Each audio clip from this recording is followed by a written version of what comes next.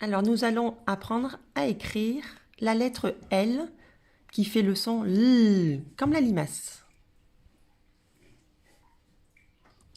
Alors, la lettre L, comme les précédentes que l'on a vues, le E et le F, elle va commencer comme si c'était un I, par un petit trait vertical qui part d'en haut et qui descend. Ensuite, tu te rappelles de la petite barre hier qui manquait à la lettre F, tu te souviens? C'est normal parce que c'est la limace qui lui a prise. Regarde, elle est ici. Une grande barre verticale et une petite barre horizontale. Attention, ta barre horizontale, elle part du côté du point vers l'autre côté. Les erreurs que l'on voit, c'est que le trait n'est pas vertical, c'est qu'il est un peu penché, et que le trait n'est pas horizontal et qu'il est aussi un peu penché. Bon, normalement, si tu le fais du côté d'une ardoise où il y a des lignes, ça devrait être facile pour toi, mais bien sûr, après, il faut t'entraîner sur une feuille toute blanche, sans ligne. Voilà. Voici les trois écritures de la lettre L. Donc, celle qu'on vient de voir, le L en majuscule. Alors, attention, vous me direz que celle-là, c'est un I. C'est vrai que si c'est une lettre majuscule, ça serait un I.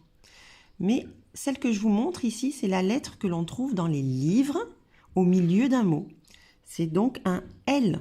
Quand vous la trouvez dans un livre au milieu d'un mot, c'est le L, ou à la fin d'un mot.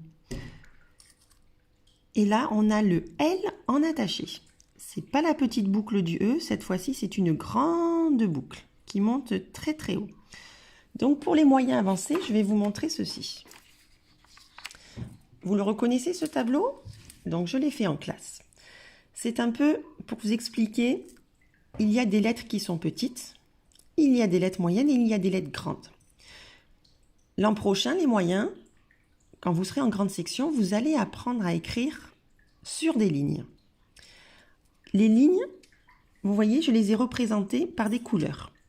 Et j'ai mis des couleurs qui vous font penser à des choses. Alors, là, ici, c'est blanc. Ça veut dire que c'est le nuage. En dessous, on a le ciel. En vert, c'est l'herbe. En marron, c'est la terre. Donc, toutes les lettres, elles doivent s'écrire, les petites lettres, je parle, dans l'herbe, entre la ligne d'en haut et la ligne d'en bas. Donc, on a le I qui est dans l'herbe, le U qui est dans l'herbe. Le T, c'est un petit coquin. Il met sa tête jusqu'au ciel. Il monte jusque là. Donc, la ligne qui est au-dessus. Et il redescend. Le C, lui, il est dans l'herbe. Le A aussi. Le D, il monte jusqu'au ciel. Regardez le Q, la quille. Elle descend dans la terre.